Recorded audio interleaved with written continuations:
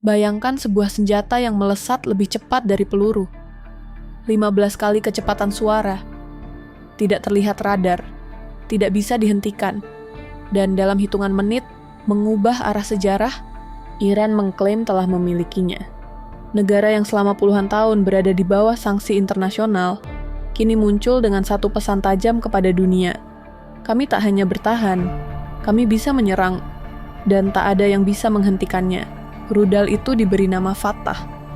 Dan jika klaim ini benar, maka Timur Tengah, dan mungkin dunia, baru saja memasuki era baru dalam peperangan modern. Tapi, apakah ini nyata atau hanya ilusi kekuatan? Dalam dunia persenjataan, kecepatan bukan lagi hanya keunggulan, ia telah menjadi senjata itu sendiri. Rudal hipersonik adalah senjata yang mampu melesat minimal 5 kali lebih cepat dari suara, Mach 5. Tapi yang membuatnya mengerikan bukan hanya kecepatannya, melainkan kemampuannya untuk bermanuver di dalam atmosfer. Tidak seperti rudal balistik tradisional yang mengikuti lintasan parabola yang dapat diprediksi, rudal hipersonik bisa berubah arah dengan presisi tinggi, bahkan di tengah penerbangan. Inilah yang membuatnya hampir mustahil dicegat oleh sistem pertahanan udara yang ada hari ini. Kecepatan dikombinasikan dengan kelincahan adalah mimpi buruk bagi para perencana militer. Dan kini Iran mengklaim memilikinya. Pada November 2022, Iran memperkenalkan Fatah, rudal hipersonik generasi pertama mereka. Setahun berselang, Fatah 2 diumumkan dengan kemampuan jelajah hipersonik yang diklaim lebih canggih. Para pejabat Iran menyatakan bahwa rudal ini bisa menghindari semua sistem pertahanan rudal modern dan menyasar target dengan akurasi tinggi. Konteksnya penting. Iran selama bertahun-tahun hidup di bawah tekanan geopolitik. Sanksi ekonomi, embargo teknologi, dan ancaman serangan militer mendorong mereka untuk membangun doktrin pertahanan yang tak konvensional. Doktrin asimetris. Bagi Iran, rudal bukan hanya alat tempur, ia adalah simbol ketahanan, intimidasi, dan daya tawar politik. Fatah bukan sekadar senjata, ia adalah pesan. Tapi seberapa kredibel klaim ini? Komunitas intelijen dan analis militer dunia terbelah, banyak yang skeptis. Tidak ada uji coba terbuka yang dapat diverifikasi secara independen. Tidak ada data telemetri publik, dan membuat rudal hipersonik bukan perkara remeh. Diperlukan material yang tahan terhadap suhu ekstrem akibat gesekan udara di kecepatan Mach 10 ke atas. Diperlukan sistem navigasi presisi tinggi yang mampu bekerja di lingkungan turbulen. Dan yang paling penting, diperlukan infrastruktur teknologi dan riset yang selama ini diyakini tidak dimiliki Iran sepenuhnya. Namun skeptisisme itu juga berhadapan dengan fakta-fakta lain. Iran terbukti mampu meluncurkan satelit ke orbit. Mereka telah mengembangkan rudal balistik jarak menengah dengan akurasi tinggi, dan banyak yang mencurigai adanya kolaborasi terselubung dengan negara-negara seperti Rusia dan Tiongkok.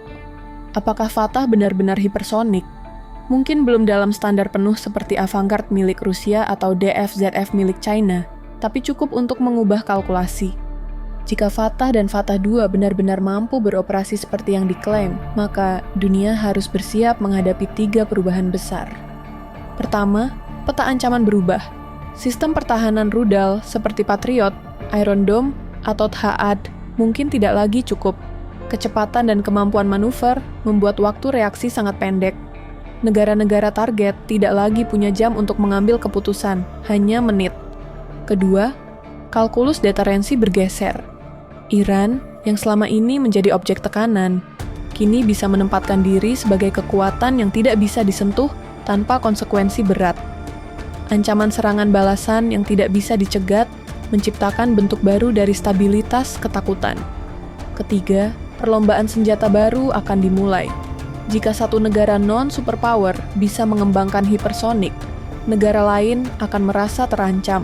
Dan seperti efek domino, kawasan Teluk, Asia Selatan, bahkan Asia Tenggara, bisa terjebak dalam siklus pengembangan senjata ofensif baru. Namun semua ini juga datang dengan tantangan besar. Membuat satu rudal hipersonik untuk demonstrasi sangat berbeda dengan memproduksinya secara massal.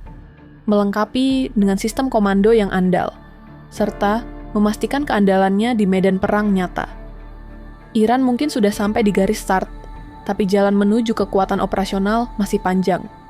Yang pasti, perkembangan ini menunjukkan bahwa dunia sedang berubah lebih cepat daripada yang kita kira. Teknologi militer bukan lagi monopoli negara besar, dan masa depan peperangan bisa jadi ditentukan oleh siapa yang punya kecepatan dan siapa yang bisa memanipulasi ketakutan.